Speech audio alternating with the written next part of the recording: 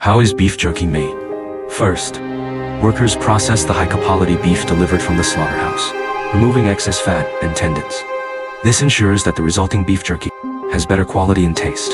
On the other side, workers mix salt, sugar, cooking oil, and other seasonings in specific proportions to make our secret marinade. The marinade is then applied to the beef by a machine, ensuring that each piece of beef fully absorbs the marinade.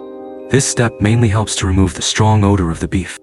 After the first round of marinating, the beef is sent to a fresh meat slicer, where the whole piece of beef is cut into evenly thick slices by rollerblades. The slices are then mixed with different flavored marinades and placed in a rolling machine, where the beef moves up and down in the drum, fully mixing with the marinade. Once coated in marinade, the beef is sealed and left to sit for a while. After marinating, it is then uniformly hung on drying racks by workers. Once the racks are filled with beef, they are pushed into our dryer. The door is closed, and the dryer is turned on. In just a few hours, the fresh beef is dehydrated, turning into beef jerky. The beef jerky is then taken down by workers, automatically cut into small cubes by a machine, and sent to the automatic packaging machine for bagging and sealing.